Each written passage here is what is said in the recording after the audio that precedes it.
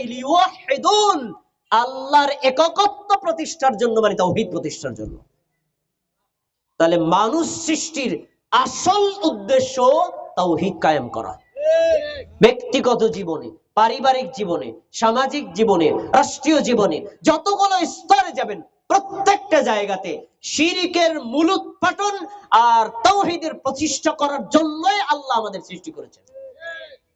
তাওহীদ মানুষ জীবনের লক্ষ্য, ভিশন আর মিশন। আমি সংক্ষিপ্ত আকারে বললাম, কারণ এই কথাগুলো তো অনেক জটিল, সহজ করে না বলে আপনারা বুঝতে পারবেন না। আমি তাওহীদের অর্থ বলেছি, তাওহীদের পারিভাষিক পরিচয় বলেছি, তারপরে তাওহীদের একটা ফজিলাত কোরআনের আয়াত দিয়ে বললাম। এবার আমরা যাব তাওহীদ কত প্রকার এবং কি কি। তাওহীদ 3 প্রকার, কথাটা সবাই আমার সাথে বলবেন। বলেন তাওহীদ, আবার বলেন কয় প্রকার? তাওহীদ 3 প্রকার। নামগুলো শোনেন। 1 তাওহীদুর রুবুবিয়্যাহ, 2 তাওহীদুল উলুহিয়্যাহ, 3 তাওহীদুল আসমা ওয়াস সিফাত। এই 3টা শব্দ বলেছি আরবি, আপনারা অনেকে বোঝেন না, আলেম ওলামা আছেন তারা বুঝবেন, কিন্তু আমি আপনাদের ভাষায় বুঝিয়ে বলি, তাহলে আপনাদের মনে থাকবে। আরেকটু কথা বলি, এখানে আমি যে সিরিয়ালটা বলছি, আমি দলিল দেওয়ার ক্ষেত্রে সিরিয়ালটা পাল্টাবো। কেন? দলিলটা আমি এমন জায়গা থেকে দেব যে দলিল আপনাদের সবারই মুখস্থ আছে, যাতে মনে থাকে। আমি সিরিয়ালটা পাল্টায় বলছি। তাওহীদুর রুবুবিয়্যাহ অর্থ হলো প্রতিপালনের একত্ববাদ, প্রতিপালনের একত্ববাদ। আর এরপরে বলবো হলো তাওহীদুল আসমা ওয়াস সিফাত, আল্লাহর নাম আর আল্লাহর গুণের একত্ববাদ। 3 নম্বর হলো বলবো তাওহীদুল উলুহিয়্যাহ, আল্লাহর ইবাদত, আল্লাহর উলুহিয়াতের একত্ববাদ। 3টি বিষয়। এবার আসুন প্রথমটার পরিচয়। রুবুবিয়্যাহটা কি? তাওহীদুর রুবুবিয়্যাহ হলো আল ঈমানু বিআন্নাল্লাহ সুবহানাহু ওয়া তাআলা হুয়া খালিকুন ওয়া রাব্বুন কুল্লি শাইইন লা শারীকা ফি যালিক। অর্থ হলো আল্লাহর ব্যাপারে এমন ভাবে ঈমান আনা, সমস্ত কিছুর স্রষ্টা কে? আপনারা কি আমার কথা বুঝতে পারেন না? এটা উত্তর দিবেন। সকল কিছুর স্রষ্টা কে? এই বিশ্বাস করা কি নফল না ফরজ? ফরজ। আর হুয়া রাব্বুন, সবকিছুর স্রষ্টা যেমন আল্লাহ, সবকিছু প্রতিপালন করেন কে? জীবনদাতা কে? মৃত্যুদাতা কে? কল্যাণদাতা কে? অকল্যাণদাতা কে? রিজিক দাতা কে? ক্ষমাকারী কে? শাস্তিদাতা কে? এগুলো এককভাবে শুধু আল্লাহর জন্য নিবেদিত করা, আল্লাহর সাথে অন্য কাউকে শরীক স্থাপন না করাকে বলা হয় তাওহীদুর রুবুবিয়্যাহ। আচ্ছা, এতক্ষণ যা বলছি না আপনাদের মনে থাকবে না, এবার দলিল দেখবেন আপনাদের মুখস্থ হয়ে যাবে। সূরা ফাতিহা কি সবার মুখস্থ আছে? আছে? প্রথম আয়াতটা আমরা পড়ে শুনান তো। প্রথম আয়াত বলেন আলহামদুলিল্লাহি রাব্বিল আলামিন। পারেন না? অর্থ শোনেন। সমস্ত প্রশংসা বিশ্বের প্রতিপালক আল্লাহর জন্য। খেয়াল করে শোনেন, রব্বিল আলামিন, এখানে আলামিন শব্দের কাছে রব, রব মানে প্রতিপালক, আলামিন মানে মহাবিশ্ব। আমরা দেখি অথবা না দেখি, আমাদের দেখার বাইরে, জানার বাইরে যত জগৎ আছে, প্রত্যেক জগতের রবকে? সবকিছুর রব হলেন আল্লাহ। এই যে আমরা রব্বিল আলামিন বলে আল্লাহকে একক রব হিসেবে স্বীকৃতি প্রদান করি, এখান থেকেই আসছে তাওহীদুর রুবুবিয়্যাহ। তার মানে সূরা ফাতিহার প্রথম আয়াতে মুমিন তাওহীদুর রুবুবিয়্যাতের স্বীকৃতি প্রদান করে আলহামদুলিল্লাহ। আপনারা কি এটাকে বিশ্বাস করে স্বীকৃতি দিয়েছেন? সমস্ত বিশ্ব সৃষ্টি করেছেন কে? প্রতিপালন করেন কে? এই বিশ্বাস কেউ যদি করে, তাহলে তার তাওহীদুর রুবুবিয়্যাতের উপর ঈমান আনা হলো। আপনারা এর উপর বিশ্বাস করছেন না করেন নাই? তার মানে আমরা তাওহীদুর রুবুবিয়্যাতের উপর মুমিনও হতে পারলাম আলহামদুলিল্লাহ। ভাইরা আমার, এবার আপনাদের কাছে একটা প্রশ্ন করব, বুঝে শুনে, জেনে বুঝে, ধীর স্থির ভাবে উত্তর দিবেন। আমি এই আলোচনা এভাবেই করি, আমি প্রত্যেককে প্রশ্ন করে তারপরে উত্তর দিই। কেন? এই কথাগুলো আপনাদের হৃদয়ে গেঁথে থাকবে। রাসূল সাল্লাল্লাহু আলাইহি ওয়াসাল্লামের জমানায় অনেক কাফের মুশরিক মুনাফিক ছিল। তার ভিতরে আপনার জানা সবচেয়ে বিখ্যাত একজন ব্যক্তি যে কাফের ছিল তার নাম বলেন তো? আবু জাহেল, তাই না? হ্যাঁ, উত্তর সঠিক, 100তে 100 নম্বর পেয়েছেন। এবার দ্বিতীয় প্রশ্ন, আবু জাহেল কি মুমিন না কাফের? এবার তৃতীয় প্রশ্ন, আবু জাহেল কি আল্লাহকে বিশ্বাস করতো না কি করতো না? আমার ওই বড় ভাই বলছেন না, করতো না। আর আমার এই চাচা বলছেন করতো। দুই ভাগে ভাগ আপনারা, তাই না? দুই ভাগে ভাগ। এখন আমার এই চাচার কাছে প্রশ্ন, চাচা আবু জাহেল যদি আল্লাহকে বিশ্বাসই করে কাফের কেন? উত্তর হয়নি। প্রশ্ন প্রত্যেকের জানা ফরজ এবং এই প্রশ্নের উত্তর প্রত্যেকের জানা ফরজ, না হলে আবু জাহেলের ঈমান আর আপনার ঈমানের মধ্যে আপনি পার্থক্য করতে পারবেন না। আগে আমরা চাচার দলিলটা দিয়ে নিই। চাচার দলিল কি? আবু জাহেল কাফের, আল্লাহকে বিশ্বাস করতে তো কখনো শুনি নাই। আল্লাহকে বিশ্বাস করলে আবার কাফের হয় কিভাবে? আল্লাহকে বিশ্বাস করতো, এটা আবার কোথায় আছে? উত্তর কোরআনেই আল্লাহ তাআলা বলছেন। সহিহ বুখারীতে হাদিসে রাসূল সাল্লাল্লাহু আলাইহি ওয়াসাল্লাম আবু জাহেল আর রাসূল সাল্লাল্লাহু আলাইহি ওয়াসাল্লাম উভয় যুদ্ধ হবে। যুদ্ধের আগে আমাদের নবীর বিরুদ্ধে আবু জাহেল কাবা ঘরে গিয়ে কাবা ঘরকে সামনে রেখে আল্লাহর কাছে দোয়া করছে। দোয়াটা কি শোনেন? আল্লাহুম্মা ইন কানা হাযা হুয়াল হাক্কু মিন ইনদিকা ফাআমতির আলাইনা হিজারাতাম মিনাস সামা আও ইতিনা বিআযাবিন আলীম। সবাই কি আমার কথা শুনছেন? দোয়াটা শোনেন। এই দোয়াটা কার? আবু জাহেলের। হে আল্লাহ, কারে ডাকছে? তাহলে আবু জাহেল আল্লাহর বিশ্বাস করতো? বিশ্বাস না করলে আল্লাহর কাছে দোয়া করলো কিন্তু।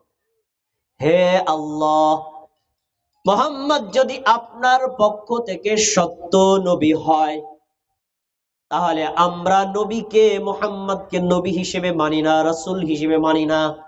আপনি আসমান থেকে পাথর বর্ষণ করে আমাদেরকে ধ্বংস করে দেন। এই দোয়া করছে কে? সবাই বলেন কে? কার কাছে? তাহলে আবু জাহেল আল্লাহকে বিশ্বাস করতো? কোরআন তার দলিল, বিশ্বাস করতো। এখন প্রশ্ন, আমরা কি আল্লাহকে বিশ্বাস করি না কি করি না? তাহলে আবু জাহেলের ঈমান আর আমাদের ঈমান পার্থক্য বোঝা লাগবে না কি লাগবে না? এই জন্যই তাওহীদ বোঝা ফরজ। সেও তো আল্লাহকে বিশ্বাস করতো, আমরাও আল্লাহকে বিশ্বাস করি। পার্থক্য কি? পার্থক্য হলো সে তাওহীদের 3টি পার্টের একটা পার্ট বিশ্বাস করত। শুধু সে একা না, বরং তৎকালীন সময়ের যারা 360টা মূর্তি কাবাঘরের মধ্যে ঢুকায়া মূর্তির পূজা করত, এরা সবাই আল্লাহকে বিশ্বাস করত। দলিল আল্লাহ তাআলা কোরআন মাজিদের অনেক আয়াতে উল্লেখ করেছেন। আল্লাহ বলছেন ওয়ালা ইন সাআলতাহুম মান খালাকাস সামাওয়াতি ওয়াল আরদ।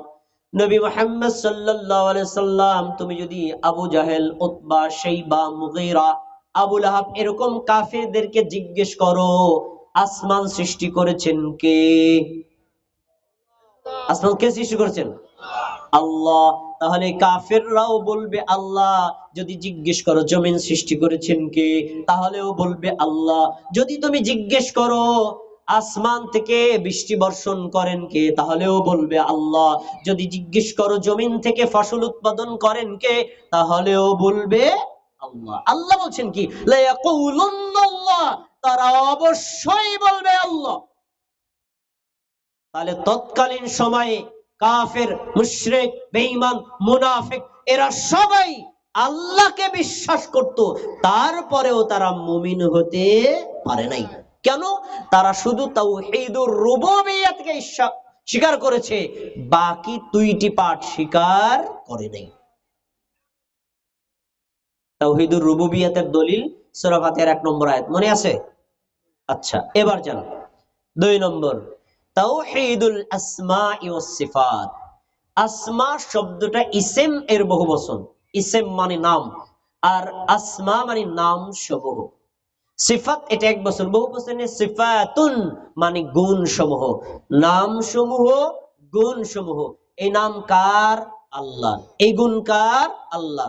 এক কথায় আল্লাহ তাআলা কোরআন মাজিদে যত জায়গায় আর নবী সাল্লাল্লাহু আলাইহি সাল্লামের বিশুদ্ধ সহিহ হাদিসে যত জায়গায় আল্লাহর যতগুলো নাম, যতগুলো গুণ আল্লাহ এবং আল্লাহ রাসূল উল্লেখ করেছেন, প্রত্যেকটা নাম এবং গুণকে বিনা দ্বিধায়, বিনা সন্দেহে বিশ্বাস করাকে বলা হয় তাওহীদুল আসমা ওয়াস সিফাত।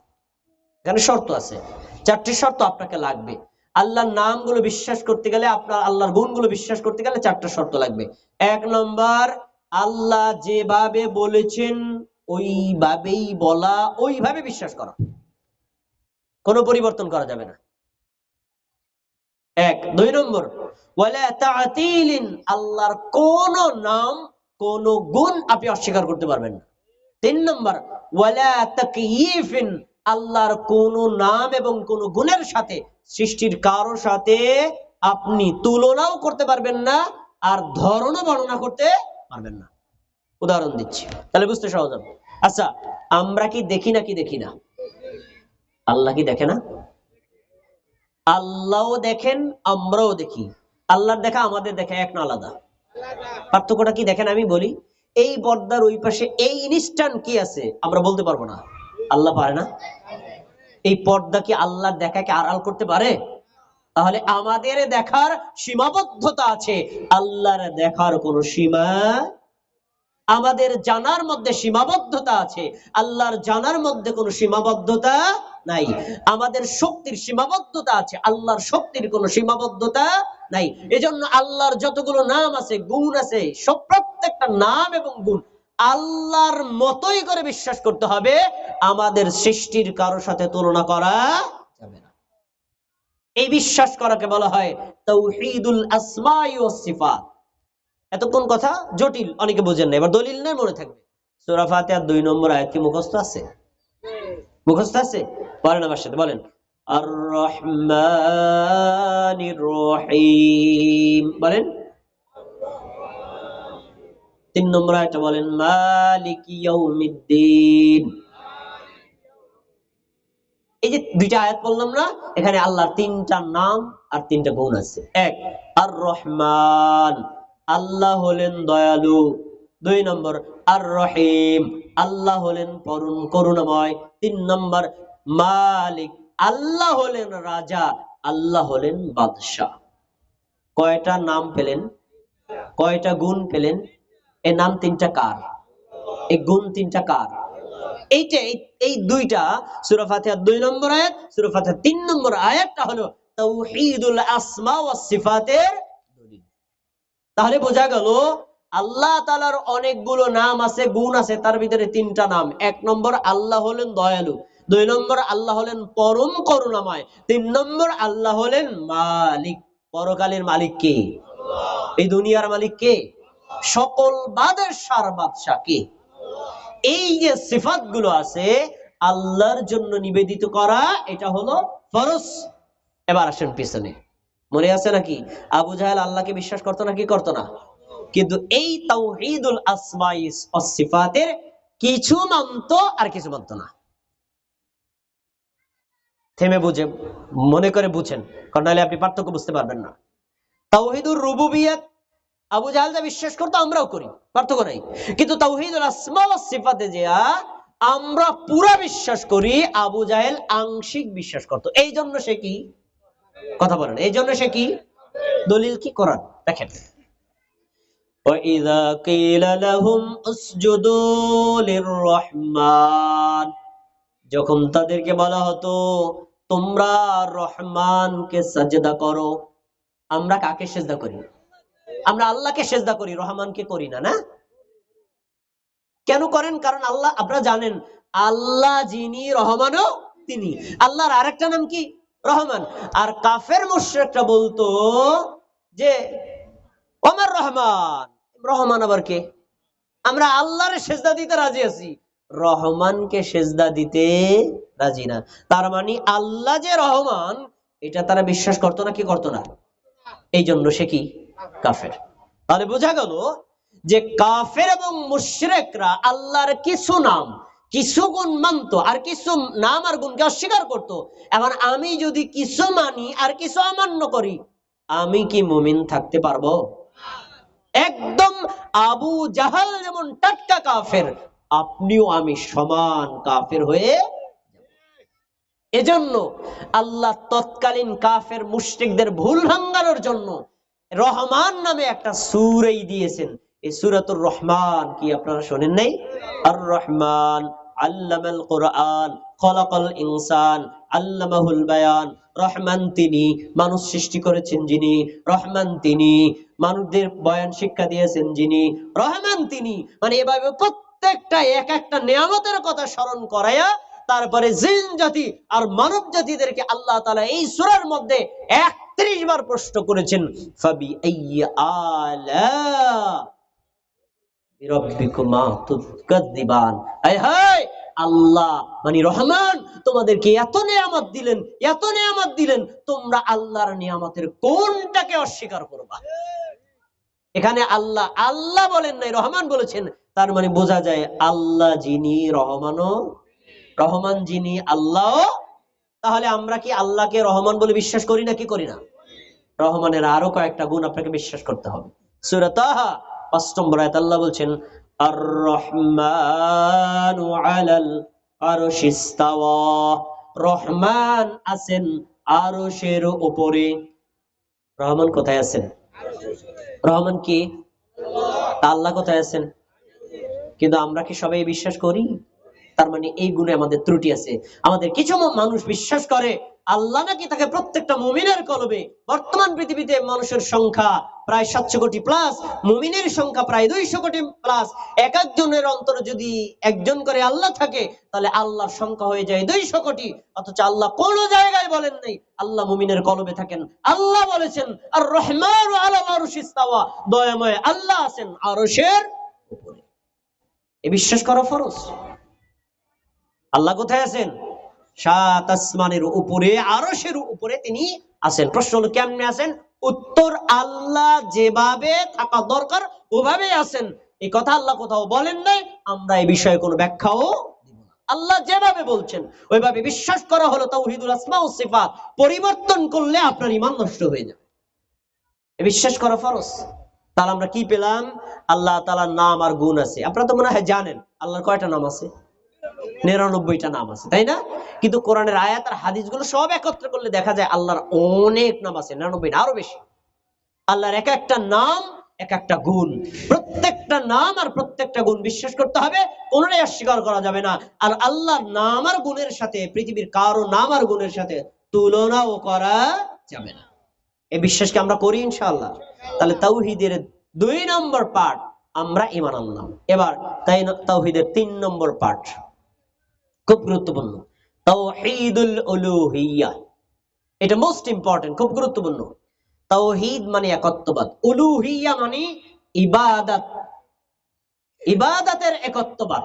এখন কথা হলো আল্লাহ হলেন স্রষ্টা, আল্লাহ হলেন রিজিকদাতা, আল্লাহ হলেন মৃত্যুদাতা, আল্লাহ জীবনদাতা। যদি সবকিছু আল্লাহই নিয়ন্ত্রণ করে, আমরা কোনো কিছু চাইলে কার কাছে চাবো? কার কাছে চাইবো? পীর সাহেবের কাছে, বুজুর্গের কাছে, ল্যাংটা বাবার কাছে, খাজা বাবার কাছে, দয়াল বাবার কাছে, মাজারে, কবরে, কাসিমের কাছে, কবুতরের কাছে, খাজা বাবার ড্যাগের কাছে। এগুলো চাই আপনারা জানেন নাকি? জানেন? খানজাহান আলীর মাজারের কুমিরের কাছে চাই, জানেন নাকি? জানেন। তাহলে এই কাজগুলো যারা করে, তাহলে বোঝা যায় তারা আসলে তাওহীদুল উলুহিয়্যাহ বোঝে নাই। দলিলটা নেয় নাকি? সূরা ফাতিহার 4 নম্বর আয়াত আমার সাথে সবাই পড়বেন, বলেন ইয়্যাকা না'বুদু ওয়া ইয়্যাকা নাস্তাঈন। বলেন, অর্থটা বলে দিচ্ছি, আমরা একমাত্র আপনার ইবাদত করি। বলুন সবাই, এই আপনার মানে কার? আল্লাহ। এবারে ওয়া ইয়্যাকা নাস্তাঈন, আমরা একমাত্র আপনার কাছে সাহায্য চাই, মানে কার কাছে চাই? তাহলে সকল ইবাদত কার জন্য হবে? হয় নাই। হ্যাঁ, ঠিক করে না, ঠিক করে না। কোরআনের আয়াতে শিক্ষা দিচ্ছে একমাত্র বলতে, শুধু আল্লাহ বলা যাবে না। ইয়্যাকা না'বুদু, একমাত্র আমরা আপনার ইবাদত করি। তাহলে একমাত্র কার? আল্লাহ, আল্লাহর ইবাদত করতে হবে। আর ওয়া ইয়্যাকা নাস্তাঈন, আমরা একমাত্র আপনার কাছে চাই, যে কোনো বিপদে পড়লে সাহায্য চাইব কার কাছে? এইটা হলো তাওহীদুল উলুহিয়্যা। এবার একটু পিছনে যান, মনে থাকবে। সূরা ফাতিহার প্রথম আয়াত তাওহীদুর রুবুবিয়্যাতের দলিল, 2 আর 3 নম্বর আয়াত তাওহীদুল আসমা ওয়াস সিফাতের দলিল, সূরা ফাতিহার 4 নম্বর আয়াত তাওহীদুল উলুহিয়্যার দলিল। তার মানে আল্লাহ তাআলা তাওহীদকে এত গুরুত্ব দিয়েছেন, প্রত্যেক নামাজে, প্রত্যেক রাকাতে, সূরা ফাতিহার প্রথম 4 আয়াতে 3টা তাওহীদের স্বীকৃতি নিয়ে থাকেন। বলেন আলহামদুলিল্লাহ। তাহলে তাওহীদ কি অবহেলিত না গুরুত্বপূর্ণ? এখন প্রশ্ন, এই যে একমাত্র আল্লাহর ইবাদত করা, এই জায়গাতে মুহাম্মদ সাল্লাল্লাহু আলাইহি ওয়াসাল্লামের সাথে তৎকালীন কাফের মুশরিকদের সাথে দ্বন্দ্ব লাগছে। দ্বন্দ্বটা এই জায়গায়, আল্লাহ সৃষ্টিকর্তা, আল্লাহ রিজিকদাতা, আল্লাহ পালনকর্তা, আল্লাহ স্রষ্টা, এই বিষয়ে মুহাম্মদ সাল্লাল্লাহু আলাইহি ওয়াসাল্লামের ঈমানও যা আর কাফের মুশরিকদের ঈমান একই ছিল। কিন্তু মুহাম্মদ সাল্লাল্লাহু আলাইহি ওয়াসাল্লাম বলেন এক আল্লাহ ছাড়া পৃথিবীর কারো পূজা করা যাবে না। আর ওরা বলছে আল্লাহরও করা যাবে, মূর্তিরও করা যাবে। তাহলে কি এই বিশ্বাস যারা করে তাদের ঈমান থাকবে? এজন্য তারা কাফের, এজন্য তারা কি কাফের। দলিল দেখেন, আল্লাহ বলেন আজআলাল ইলাহা ওয়াহিদান। এই মুহাম্মদ সাল্লাল্লাহু আলাইহি ওয়াসাল্লাম তো খুব অবাক করা একজন ব্যক্তি। কি বলছে? আমরা কাবা ঘরের মধ্যে 360টা মূর্তি রাখছি, কারো কাছে বিদ্যা চাই, কারো কাছে বুদ্ধি চাই, কারো কাছে বিপদ থেকে উদ্ধার চাই, কারো থেকে নিজেদের কল্যাণ চাই, কারো কাছে অকল্যাণ থেকে বাঁচতে চাই। এত 360টা মূর্তির পূজা করি, তারপর বিপদ ঠেকাতে পারি না। আর মুহাম্মদ সাল্লাল্লাহু আলাইহি ওয়াসাল্লাম বলছেন কোনোটাই চলবে না, এক আল্লাহর ইবাদত করো। এটা একটা অবাক করা কথা না? এটা বলছে কারা? কাফের মুশরিকরা। তার মানে তৎকালীন কাফের মুশরিকরা আল্লাহকে বিশ্বাস করত, কিন্তু যাবতীয় ইবাদত যে আল্লাহর জন্য করতে হবে এই বিষয়ে তারা বিশ্বাস না করার কারণে মুহাম্মদ সাল্লাল্লাহু আলাইহি ওয়াসাল্লাম, সাহাবীগণ ছিলেন মুমিন, আর তৎকালীন কাফের আর মুশরিকরা ছিল কি? বেঈমান। পার্থক্য মনে আমি বুঝাইতে পারিনি। জটিল কথা তো, এর ভিতরে কোনো সুর নাই, ছন্দ নাই, গল্প নাই, হাসি নাই, কৌতুক নাই, এজন্য আপনাদের বোঝানো মুশকিল। তাওহীদুল উলুহিয়্যা এটা হলো ইসলামের সবচেয়ে গুরুত্বপূর্ণ পাঠ। এখন প্রশ্ন হলো তাওহীদুল উলুহিয়্যা, এক আল্লাহর ইবাদত করতে হবে, তার দলিল কি? এটা দলিল আপনাদের সবারই মুখস্থ আছে। কালেমা তৈয়বা পড়ে শোনান তো আমাকে।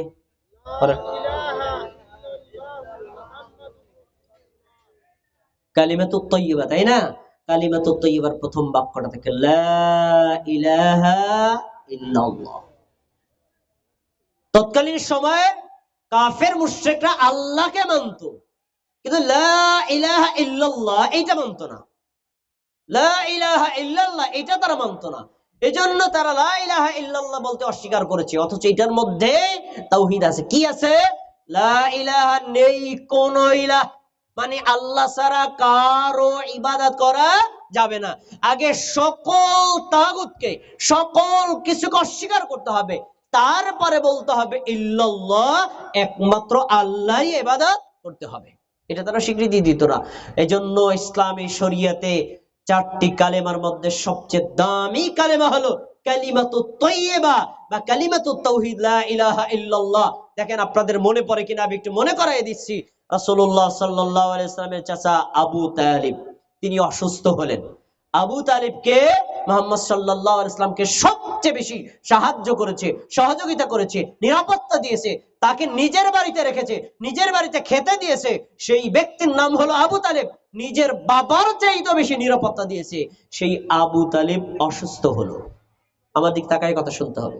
আবু তালিব অসুস্থ হলো, রাসূল সাল্লাল্লাহু আলাইহি ওয়াসাল্লাম আবু তালিবকে দেখতে গেলেন। গিয়ে দেখছেন মুহাম্মদ সাল্লাল্লাহু আলাইহি ওয়াসাল্লাম যাওয়ার আগে সেখানে আছে আবু জাহাল, উতবা, শাইবা, মুগীরা আর উবাই ইবনে খালফ, এরকম বড় বড় কাফের লিডাররা আবু তালিবকে দেখতে গেছে। খেয়াল করে শুনুন, কাফেররা পাশে বসা, শোয়া আছে কে? তার চাচা আবু তালিব। ওই মুহূর্তে আমাদের নবী বলছেন ইয়া আম্মি কুল লা ইলাহা ইল্লাল্লাহ, হে আমার চাচা আপনি বলেন লা ইলাহা ইল্লাল্লাহ। কি বাক্য বলতে বলছে বলেন তো? এই বাক্যটা বলেন, বললে কি হবে? ফজিলত বলছেন কালিমাতান আশহাদু লাকা বিহা ইনদাল্লাহি ইয়াউমাল কিয়ামাহ। আমার শ্রদ্ধেয় চাচা, আপনি যদি এখন লা ইলাহা ইল্লাল্লাহ পড়েন, এরপরে যদি আপনার মৃত্যু হয় কিয়ামতের দিন, আমি নবী আপনার জন্য আল্লাহর কাছে সাক্ষ্য দিব, আল্লাহ আমার চাচা মৃত্যুর আগে লা ইলাহা ইল্লাল্লাহ বলেছেন, তার সব পাপ ক্ষমা করে তুমি আল্লাহ তাকে জান্নাতুল ফেরদাউস দিয়ে দাও। আশহাদু লাকা, আমি নবী নিজে আপনার জন্য সাক্ষী দেব। নবী যদি সাক্ষী দেয়, জান্নাতের কোনো ভুল ত্রুটি হবে নাকি? কোনো মিস হওয়ার সুযোগ আছে? নাই। তো তিনি বলছেন আমি সাক্ষ্য দিব। এই কথা যখন বলেছে না, একটু কথা এখানে বলে রাখি, পৃথিবীর সমস্ত মানুষ যদি মুমিন হতে চায়, শুধু লা ইলাহা ইল্লাল্লাহ বলে মুমিন হতে পারবে না। বলতে হবে কি? কালিমা শাহাদাত, আশহাদু আল্লা ইলাহা ইল্লাল্লাহ ওয়া আশহাদু আন্না মুহাম্মাদান আবদুহু ওয়া রাসূলুহু। কেন? প্রথম অংশ তাওহীদের স্বীকৃতি, দ্বিতীয় অংশ তাওহীদুর রিসালাতের স্বীকৃতি। প্রথম অংশ দ্বারা আল্লাহ একক, এটা বোঝায়, আর দ্বিতীয় অংশ দ্বারা ইবাদত করতে হবে নবী মুহাম্মদ সাল্লাল্লাহু আলাইহি ওয়াসাল্লামের, এটা বোঝায়। তো কেউ যদি শুধু আল্লাহকে মানে, মুহাম্মদকে না মানে, মুমিন থাকবে? মুমিন থাকবে? এজন্য আপনি যদি মুমিন হতে চান, শুধু লা ইলাহা ইল্লাল্লাহ বললে হবে না। কিন্তু পৃথিবীর মধ্যে একজন মাত্র ব্যক্তিকে আমাদের অফার দিয়েছিলেন, আপনার মুহাম্মাদুর রাসূলুল্লাহ বলা লাগবে না, আপনি শুধু বলেন লা ইলাহা ইল্লাল্লাহ। একটা প্রশ্ন আসতে পারে, কেন তার মুহাম্মাদুর রাসূলুল্লাহ বলা লাগবে না? এর কারণ কি? আমি বুঝাইয়া বলি। এই যে ইনি আমার প্রায় বাবার সমতুল্য, কাছাকাছি বয়স, খেয়াল করে শুনুন। এখন আমি আমার বাবা চাচারা যদি বলি আমার মাওলানা সাহেব বলে ডাকবেন, জিনিসটা কি ভালো হয়েছে? এটা গৌরব অহংকারের লক্ষণ না? আমি যত বড় আল্লামা তুদ্দার হই না কেন, আমি আমার ছেলের কাছে, চাচার কাছে ভাইয়ের বেটা, ছেলে, ওখানে মাওলানা না। তো মুহাম্মদ সাল্লাল্লাহু আলাইহি সাল্লাম তিনি হলেন আল্লাহর নবী আর রাসূল। তার চাচাকে যদি বলেন, আপনি বলেন মুহাম্মদ আল্লাহর বান্দা এবং রাসূল, তাহলে নিজের আত্মগরিমা প্রকাশ করা হয়। এজন্য তিনি বলছেন আমার স্বীকৃতি আপনার দেওয়াই লাগবে না, আপনি শুধু বলেন লা ইলাহা ইল্লাল্লাহ। সুবহানাল্লাহ বলবেন না? অফারটা কি ভালো না খারাপ? চমৎকার অফার। এটা পাওয়ার পরে আবু তালিবের মনটা একটু গলে গেছে যে ঠিক আছে, মারা হতো যাব, লা ইলাহা ইল্লাল্লাহ বলি, সমস্যা কি? মুড যখন পরিবর্তন হয়েছে, পাশে বসা আছে কে মনে আসেনি? বলেন, নাম বলেন, কি আছে? আবু জাহাল আছে, ঠিক আছে। যখন দেখছে লা ইলাহা ইল্লাল্লাহ বলে মুমিন মুসলমান হয়ে যাবে, তখন এই আবু জাহেল বলছে, ক্বালা আবু জাহলিন ইয়া আবা তালিব আতারগাবু আন মিল্লাতি আব্দুল মুত্তালিব, হে আবু তালিব, আপনি কি আপনার বাপ দাদার ধর্ম থেকে বিমুখ হয়ে যাবেন? আবার শোনেন, আতারগাবু আন মিল্লাতি আব্দুল মুত্তালিব, আপনি কি আপনার বাপ দাদা মানে আব্দুল মুত্তালিবের ধর্ম ছেড়ে দিবেন? তারা তো মূর্তি পূজা করতো, তারা তো কবর পূজা করতো, তারা তো মাজার পূজা করতো, তারা তো ব্যক্তি পূজা করতো, তারা তো স্থান পূজা করতো। আপনি এগুলো ছেড়ে দিয়ে আপনার ভাই বেটা ধর্ম গ্রহণ করবেন? এই কথা যখন বলেছে, তখন আবার আবু তালেবের মনে একটা না না না না, বাপ দাদা ধর্ম ছেড়ে দেওয়া যাবে না। আমাদের সমাজে এই টাইপের মুমিন মুসলমান নাই? আছেন। তাদেরকে যদি বলি যে এই কাজগুলো করা যাবে না, ইসলামী শরীয়তে নাই, কোরআনে নাই, হাদিসে নাই, করা যাবে না, তখন তারা ভাবে কোরআন হাদিসে থাকুক আর না থাকুক, বাপ দাদা 14 গোষ্ঠী করছে, এই নিয়ম ত্যাগ করা, এই কথা বলা লোক নাই। তাই এই কথা বলে যারা আবু জাহেলের বন্ধু, কথা বলেন আবু জাহেলের বন্ধু, স্পষ্ট কথা। আবু জাহেল কখনো কোরআনের দলিল দিত না, আবু জাহেল কখনো হাদিসের দলিল দিত না। আবু জাহেলের দলিল ছিল বাপ দাদার রসম রেওয়াজ। আজকের জমিনেও যে সকল মুমিন মুসলমান বলে নতুন নতুন কোরআন হাদিস এগুলো মানতে রাজি না, বরং বাপ দাদাকে যা করতে দেখেছি, যা পেয়েছি তাই করব, এর বাইরে আমরা করব না, এই চাচা বাপ দাদা 14 গোষ্ঠী মুসলমান হলেও সে আসলে এখনো মুসলমান হতে পারে নাই, সে আবু জাহেলের চাচাতো ভাই। কথা কি সত্য না মিথ্যা? স্পষ্ট কথা। খেয়াল করে শোন, আমি গল্পটা কেন বলছি, শিক্ষা আছে এখানে। পরে আবু জাহেল ওয়া আবা আন ইয়াকুলা লা ইলাহা ইল্লাল্লাহ, তখন সে অস্বীকার করলো, না আমি লা ইলাহা ইল্লাল্লাহ বলবো না। এখন প্রশ্ন হলো, লা ইলাহা ইল্লাল্লাহ বলতে অস্বীকার করেছে কেন? সেই আবু তালেব লা ইলাহা ইল্লাল্লাহর অর্থ বুঝতে পেরেছেন যে তাওহীদুল উলুহিয়াতের স্বীকৃতি যখন দিব, কাবা ঘরের মধ্যে 360টা মূর্তি পূজা করা যাবে না, আর আল্লাহ ছাড়া গায়রুল্লাহর জন্য কোনো কাজ করা যাবে না, এক আল্লাহর ইবাদত করতে হবে। আর ইবাদত যা হবে ওই ইবাদত নবী মুহাম্মদ সাল্লাল্লাহু আলাইহি ওয়াসাল্লামের তরিকায় করতে হবে, আর নতুন কোন তরিকা, নতুন কোন নিয়ম আর সিস্টেমে চলবে না। এই একক কোন পদ্ধতি তারা মানতে চায় নাই, এজন্যই তারা ছিল কাফের। আমরা কি একক পদ্ধতি, এক আল্লাহর ইবাদত করতে রাজি আছি নাকি নাই? এই হলো আবু জাহেলের ঈমান আর আপনার ঈমানের মধ্যে পার্থক্য। বুঝতে পার, আমি মনে হয় আপনাদের বুঝাইতে পারিনি। বুঝতে পেরেছেন না? তাওহীদুল উলুহিয়া অত্যন্ত গুরুত্বপূর্ণ বিষয়, কিন্তু বড় কষ্টের বিষয় যে তাওহীদ রাসূলুল্লাহ সাল্লাল্লাহু আলাইহি ওয়াসাল্লাম নিজের জীবনের বিনিময়ে, সময়ের বিনিময়ে, রক্তের বিনিময়ে প্রতিষ্ঠা করেছেন এবং সাহাবীগণ তাদের জীবন দিয়েছেন, তাওহীদ প্রতিষ্ঠা করেছেন। আজকে সেই রাসূল সাল্লাল্লাহু আলাইহি ওয়াসাল্লামের উম্মতের মধ্যে তাওহীদ বিরোধী শিরকি কর্মকাণ্ড আছে না নাই? ভাইরা আমার, যারা তাওহীদ ছেড়ে দিয়ে শিরকের দিকে ধাবিত হচ্ছেন, তারা একটু মনোযোগ দিয়ে শোনেন। রাসূলুল্লাহ সাল্লাল্লাহু আলাইহি ওয়াসাল্লামের একজন প্রিয়তম সাহাবী, তার নাম আবু হুরায়রা, তিনি রাসূল সাল্লাল্লাহু আলাইহি ওয়াসাল্লামকে প্রশ্ন করেছেন, মান আসআদুন নাস বিশাফাতিকা ইয়াউমাল কিয়ামা, আল্লাহর নবী মুহাম্মদ সাল্লাল্লাহু আলাইহি ওয়াসাল্লাম কিয়ামতের দিন আপনার সুপারিশ পেয়ে কিয়ামতের দিন সৌভাগ্যবান হবে কে? প্রশ্ন করেছেন রাসূলের সাহাবী, কাকে? আমাদের নবীকে। নবী মুহাম্মদ সাল্লাল্লাহু আলাইহি ওয়াসাল্লাম তাকে বলছেন, শোনো, লাকাদ জানানতু ইয়া আবা হুরায়রা, আবু হুরায়রা, আমি রাআইতুকা মিন হিরসিকাল হাদিস, আমি তোমাকে দেখেছি হাদিসের প্রতি তোমার এত আগ্রহ, না খেয়ে তুমি মসজিদের নববীতে পড়ে থাকো। আমি কখন হাদিস বলি, হাদিসটা শুনবা, মুখস্থ করবা, অন্যের কাছে পৌঁছে দেবা, হাদিসের প্রতি যে তোমার এত আগ্রহ তাতে আমি বুঝতে পেরেছি। এরকম গুরুত্বপূর্ণ প্রশ্ন তোমার মতো আবু হুরায়রা ছাড়া আর কেউ করতে পারে না। তো তুমি শুনে রাখো, তা আমি আমার যে শাফাত, এটা পেয়ে কিয়ামতের দিন সৌভাগ্যবান হবে কারা? তিনি বলছেন, আসআদুন নাসি বিশাফাআতি ইয়াউমাল কিয়ামা মান ক্বালা লা, বলেন সবাই বলেন, লা, বলে লা ইলাহা ইল্লাল্লাহ খালিসাম মিন কলবিহি, যে লোকটা ঠোঁট দিয়ে নয়, মুখ দিয়ে নয়, মানুষকে শোনানোর জন্য নয়, অন্তরে দৃঢ় বিশ্বাসের সাথে বলবে আল্লাহ ব্যতীত সত্য কোন ইলাহ নেই, এ কথা যে বলবে, এর উপর যে মারা যাবে, কিয়ামতের দিন আমি নবীর শাফাত পেয়ে সেই জান্নাতে যাওয়ার সৌভাগ্য পেয়ে যাবে। তাহলে তাওহীদের উপর অটল থাকলে, তাওহীদ উলুহিয়াতে স্বীকৃতি প্রদান করলে, তাওহীদের উলুহিয়ার উপর যদি আপনি আমল করেন, এভাবে আপনি জীবন নিয়ে দুনিয়া থেকে চলে যেতে পারেন, শাফাত করবেন কে? তাহলে কি জান্নাতের কোনো ভয় আছে? কোনো ভয় নাই। আমরা কি পেলাম? তিনটা জিনিস পেলাম। এক, তাওহীদ শাব্দিক অর্থ, পরিভাষা। দুই, তাওহীদের প্রকারভেদ। 3 নম্বর, তাওহীদের দলিল। দলিলগুলো মনে আছে? সূরা ফাতিহার 1 থেকে 4 নম্বর আয়াত। আয়াতগুলো হলো তাওহীদের দলিল। তাহলে আমরা এই তাওহীদ থেকে একটা শিক্ষার সাবস্টেন্স নেই, সামারি হলো এই, আমরা ইবাদত করব কার? হয় নাই। আমি এতক্ষণ যা পেশাল পারছি সব ফাউল।